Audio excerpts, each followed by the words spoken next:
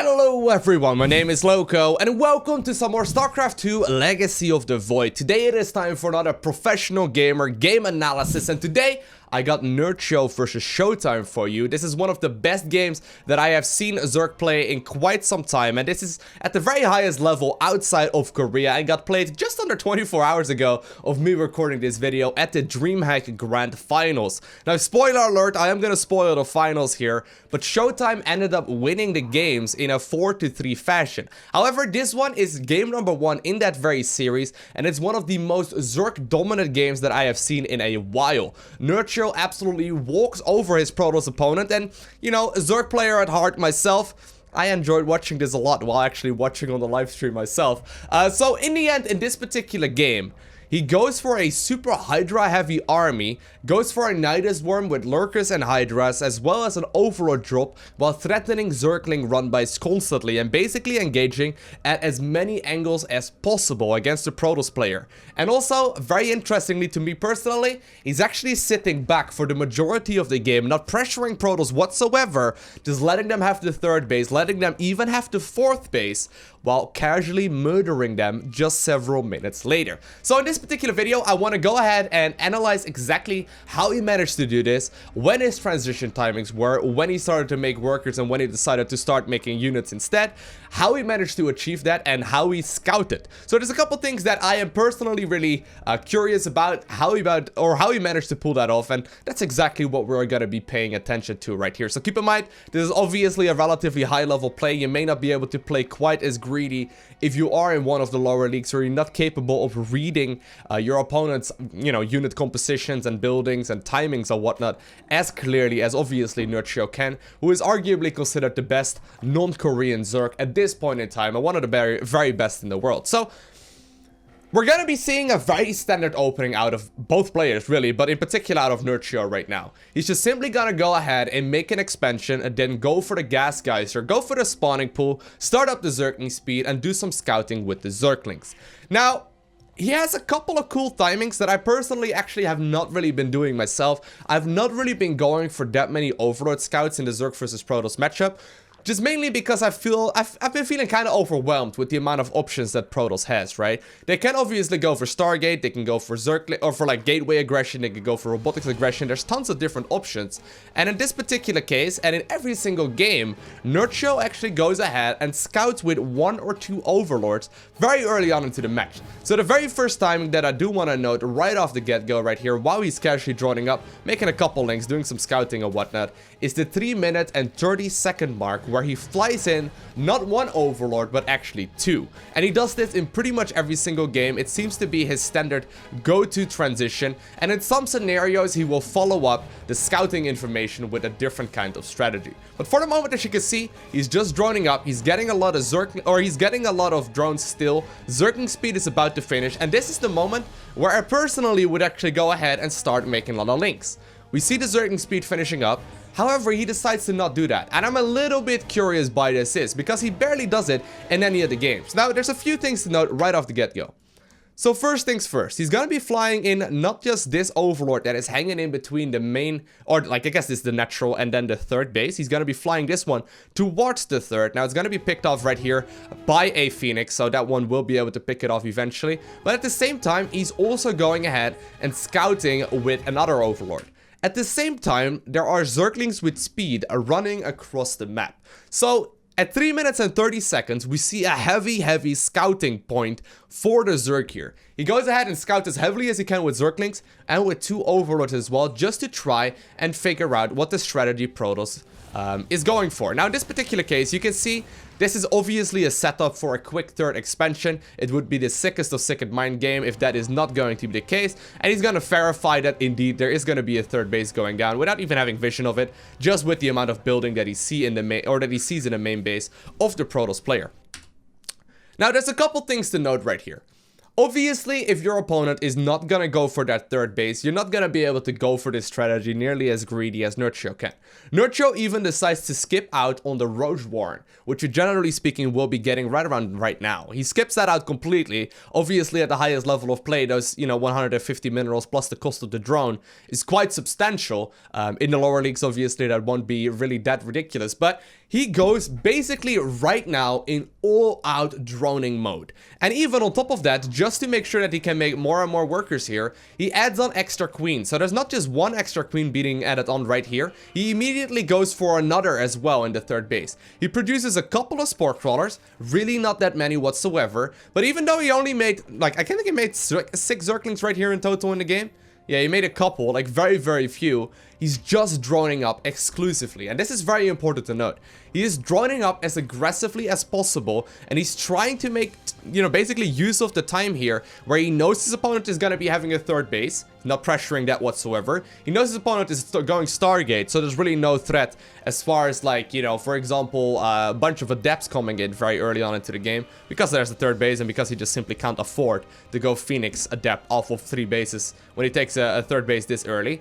And in general, he's just using all of the time in the world right here to start droning up. Now, slowly but surely, he adds on the extra gases. Once you get that second gas started, actually, so he had 1 gas in the main base, second gas started in the natural, he goes straight into the evolution chamber as well as the lair. So he starts those roughly around the same time. Now, notice, still no Roach Warren in the game. Obviously, in not every single case, you're gonna be able to pull this off. However, in this game, it's a perfectly viable strategy. Now, he's still making workers, and this may seem extremely greedy, because I think he made either 6 or 8 Zerglings in total right here. He's still making drones. And that is the real strength of why this build worked as well as it did. He is droning up as early as possible into the game, making sure that those workers are allowed to mine for as many seconds as possible, and eventually, obviously, the longer a drone is mining, the more income it will provide, and eventually, you will be able to use that income to get a stupid amount of, Hydralisk out. So, in this particular case, yes, a couple of workers do get killed, and obviously Phoenixes are going to be annoying, but in the worker count, he's still going to be ahead, just because he made a stupid amount of them as it is. Now, right when the lair finished up, he goes ahead and gets the Hydralisk den, and right around the same time when the lair is done, he also gets that 4th base going. Now, an important thing to note is that he is slightly over-droning his 3rd base right here, so he can get one of the gases at the 4th and transfer a few workers from the main, as well as from the 3rd base, over towards that newly acquired 4th. However, after hitting this full saturation, and that means 6 gases off of 3 bases, and a 7th gas into the 4th base, and, after getting a couple of workers started in this base as well, he starts non-stop Hydralisk production. He's not rushing out the Lurker Den, he's not rushing out the Nydus Worm, he just starts non-stop Hydralisk production. And with non-stop, I mean, if you just check out the Hydralisk production right here in the production tab, it's gonna get quite ridiculous really, really soon. He's making non-stop Hydras because he's already planned the strategy that he's going for. At the very least, he has a good understanding of what his options are at this point in the game.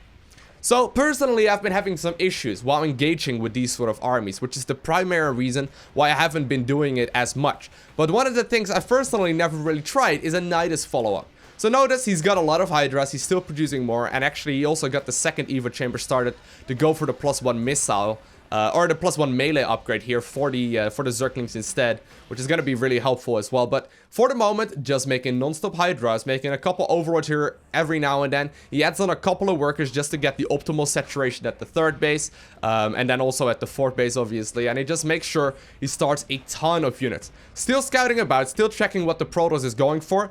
However, he gets this unit, or this building rather, right from the get-go here, whenever he sort of feels like it. And when is exactly that timing?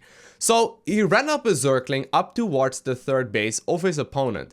But the real timing here is that his Hydralisk upgrade finished up, and he's morphing in the Lurker Den. Right when he starts up the Lurker Den morph, he also starts up the Nydus Network. And this is kind of interesting, because, well, first and foremost, this means that it is not like a decision that is decided about what the Protoss is doing. I mean, he has seen that the Protoss player had this 3rd base up for the last 4 minutes or so. He really hasn't checked very much since. It's just like a couple of extra buildings, right? He doesn't really care what kind of unit composition is coming out of his opponent right now.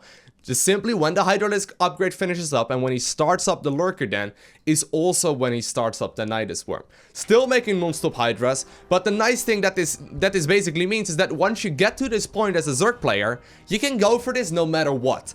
It isn't like, you know, well, only if he's going Stargate, you can go ahead and do this, or only if he's focusing on like a robotics heavy army, you can do this strategy. No, you just simply get the full saturation on 3 bases, get the 6th or the 7th and 8th gas eventually as well at your fort, transfer a bunch of the units or the workers from your main base towards this newly acquired one, and you just simply sit back, make a ton of Hydralisk, add on some Zerglings as well while you make the Lurker Den. That is basically just to save up a bunch of additional gas so you can actually morph in the Lurkers as soon as they finish up. And at that point, it is time to start moving across the map. So honestly, right, it's a pretty clean-cut decision. Once he saw that the Protoss player was going for starport play, as well as that quick 3rd base, he just droned up until like basically full saturation of 4 bases. He decided to go for as many Hydras as possible, eventually adds on a bunch of Zerglings, and when the Lurker Den is done, which is in about 10 seconds or so, he decides to morph in the Lurkers that we've all been waiting for.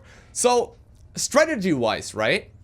It's not really the most difficult decision to make. It's just one of those decisions that you can only make in very specific scenarios, depending on the strategy that your opponent is going for.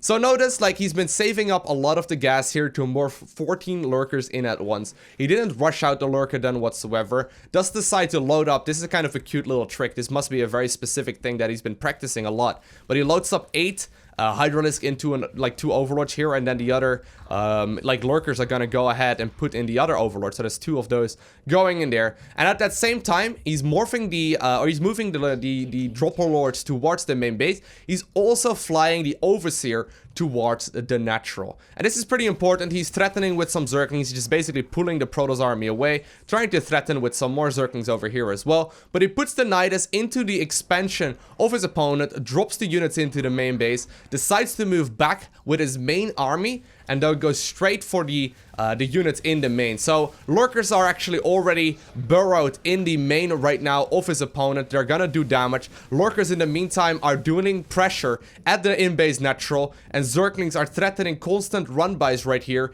into the 4th base. So he hasn't really been pressuring his opponent throughout this game whatsoever. But basically, right when all of the units finished up that he was looking for, that is when he decides to go for the aggression. So Lurkers right here, obviously once they're burrowed, once they're at the bottom of the ramp inside of the Protoss' main, there's very, very little that they can actually do about it. Like, you can't really jump this amount of Lurkers anymore. You just simply don't have the resources to do it, and slowly but surely, the units are being, or like the Protoss army is being eaten from the inside out. Now, there is still a very big amount of Protoss left over. Actually, the majority has already started falling, but Nerchio is not going to be risking it. He's not risking any of it because he knows that this Protoss army is going to take a very long time to head from the main base towards the 4th base, and that's exactly the speed of Zerg that he's exploiting right now. Simply heading towards this one, reinforcing with more and more Hydralisks, and just playing pretty much exclusively Hydras with a bunch of Lurker and a bunch of Zerglings, absolutely massacring the Protoss army.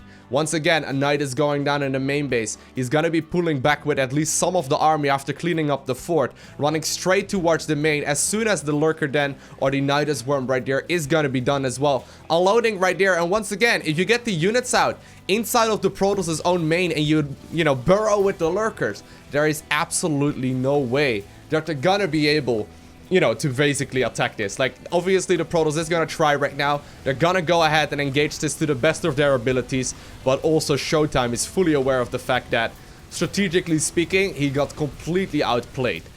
Now, there are a couple of important things to keep in mind here. First and foremost, you can't just go for this build.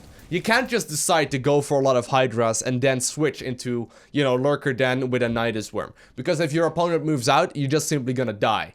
The problem, obviously, with this for ShoWTimE is that he went for the Stargate play early on, went for a very greedy 3rd base, at which point, you know, Nerchio basically counted all the options that his opponent had. It was basically just trying to macro for the next 5 minutes while getting a big army out, at which point he had all the freedom in the world to try and make this work. So I hope you guys enjoyed watching this video. Awesome play by both ShoWTimE and Nerchio. Obviously, ShoWTimE ended up winning the series and ended up winning the tournament and ended up winning a seat, I believe, to BlizzCon, which I'm probably gonna be at if I possibly can. We'll see. But anyways, I'm gonna try and make this strategy work myself on the ladder.